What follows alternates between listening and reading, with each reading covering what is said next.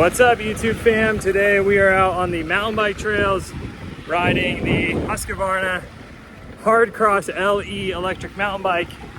We got Trevor Hunter here. We're gonna go do some laps at the local mountain bike trails, try something a little different. Normally we're training on the regular pedal bikes, but Husqvarna has this new electric mountain bike out, which is really cool. So gonna go do some miles on this thing, get some training in, and have a review for you guys. Thank you to Fly Racing for setting us up with some mountain bike gear, 100% with the new goggles, new glasses, and yeah, let's go hit this.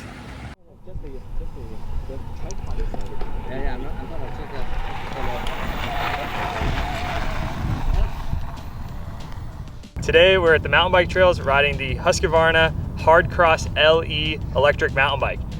Now, you might have seen last year, Husqvarna launched a whole line of electric mountain bikes.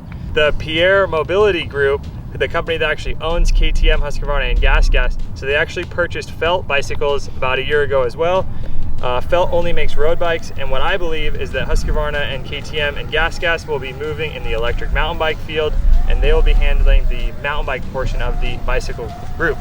So this is an enduro full suspension mountain bike. It's got a 180 millimeter front fork and rear travel. This is the RockShox Domain fork and then a coil rear shock. So very similar to the motocross bike with the coil in the rear. These are 27.5-inch wheels, so a little bit smaller than the traditional 29er cross-country bike.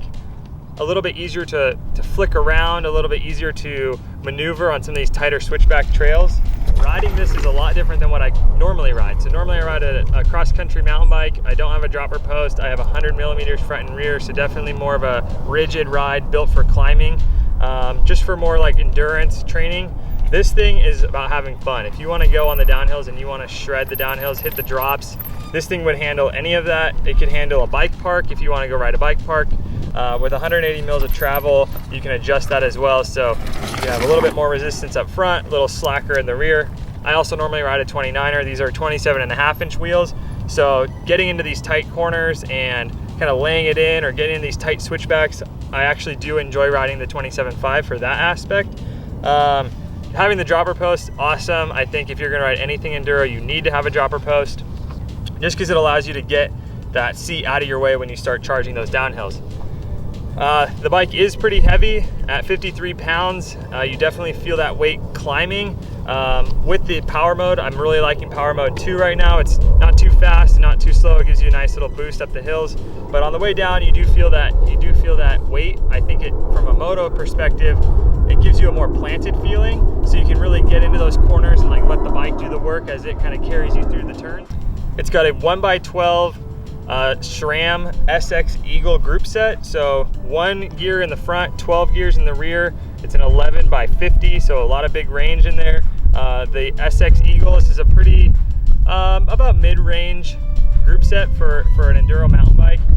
Obviously this bike is priced at $51.99, so a pretty good price honestly for what you get. Some of the other bikes, like Specialized and Intense, like their bikes for the same spec are about in the $6,000 to $8,000 range. So for at $5,200 to get that is a pretty solid deal. You also get a dropper post and TRP brakes. These things are pretty good. They're hydraulic discs, front and rear. So far they provide pretty good stopping power. This bike is pretty heavy. The bike is about 53 pounds total, so it's pretty heavy. Obviously when you're riding on the electric power mode, it's not that bad, but when you're pedaling it without the power mode, you definitely feel the weight. But the TRP brakes handle pretty good. They got Schwalbe tires on this thing, so these things are actually super grippy. They're a nice wide plus tire, a little bit aired down, and you can really grab those corners really good. Really happy with those things so far. So as for the motor, this is a Shimano 250 watt motor with 630 watt hours. So if my calculations are correct, that means that this motor can do 2.5 hours on the full power mode. Now there's 3 power modes on here with an LCD display. There's a mode 1, mode 2, mode 3. And as you get higher up in those modes, you get more assistance from the motor, not the engine. What I noticed about riding e-bikes is when you're pedaling lightly, it doesn't give you a lot of resistance back. But when you start pedaling hard and you put more effort into the bike kind of reciprocates what you put into it. And so as you push harder, the motor gives you more push, and it feels like someone's got their hand on their back kind of pushing you up the hill.